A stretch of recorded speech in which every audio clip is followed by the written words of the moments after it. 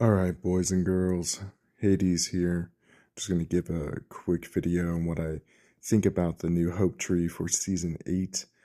Had a little bit of time to experiment around now. I'm just going to go ahead. I'll reset it. Now, this is a nice feature here to point out. You can now reset, just deselect any you don't want reset or just pick whatever you would like. So let's just do the blue stones for now. Pop those out. So the first hope tree really for any season is you're trying to clear the rift, right? You're trying to do it as quickly as possible. You won't have all the artifact options that you normally have, so you're going to want to really get your hope tree dialed in.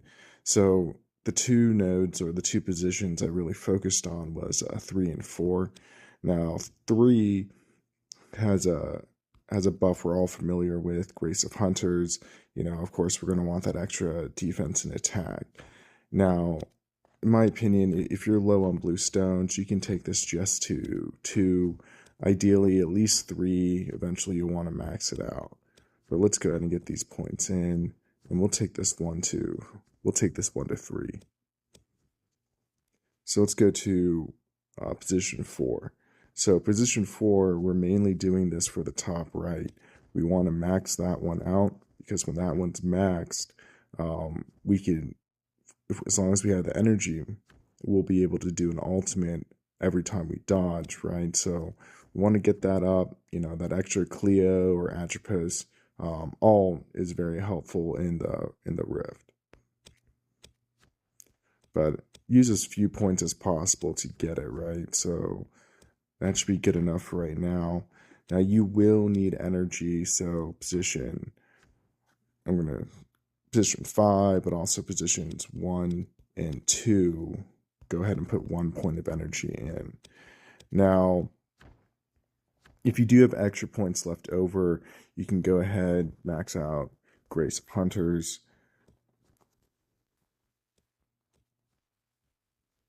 And then go ahead and get more into Sharp Blade here. Go ahead and bring up that damage boost. Now that I have those two pretty much maxed out, I'm going to go ahead and start building out positions 1, 2, and 3. This is going to be really more because that last build before I started putting in more points into position 1 here, for example, took me all the way through Apex 20. So doing enough for that should get you through Nightmare, should get you through Hell. Everything else after this is really more for PvP, right? So let's go ahead and we'll build out these positions because we don't want to have, we only get a limited amount of buffs per position, so we want to make the most out of each position we get. So as we get these points, go ahead and fill it in. It's going to be things like max HP for that slot. For 5, it's going to be more damage boosts for that spot as well. So all good things to have. This is also when I started to put a little bit more into energy. I do want to get to that 200 quicker. I do want my dodge chance to keep on increasing as my energy goes up. So go ahead, you can put some points in there. You can put more into max HP. I say for this one, let's go more max HP into position 1. All right, so now position 1's getting 200%, and then another 40, so that's 240% max HP. Now I'm doing that because if we take a look at the actual synergies we get, right? So this season for season 8, it's sacrificers and blessers, right? They both do the same thing. It's going to give you max HP for all allies at the start. Is increased by amount equal to 500% of the HP of the hero in position 1. The other one's going to be the same thing too.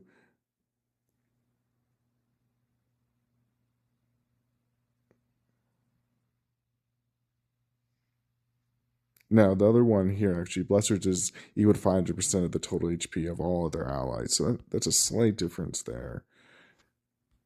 But at the end of the day, you're still going to want it. So if you have Sacrificers, I'm thinking that means you can focus that position 1's HP, and then the whole party gets that, right? So you can make teams with Ophelia for more attack, or you could possibly put Helicia in there, right, for maybe a Doom Monarch team. But I think you can really abuse the max HP modifiers here. Now, that's pretty much everything on the Hope Tree for right now. I'm going to point out a couple artifacts, or at least one artifact in particular, one of the newer ones. The Yata, this one was pretty much necessary for Apex, right? You could get by with just having, I'm not even going to try to pronounce that, but you can get by with a 300% attack for position 3, but right around Apex 8, it wasn't enough anymore. I had to switch over to the Yata, and both of those artifacts are going to be good for PvP. I mean, you can see the all here is for PvE or PvP, so you want to get a hold of both of these. I'm thinking those would be pretty strong PvP artifacts. All right, well, that's enough rambling. Hope you all learned something. Hades out.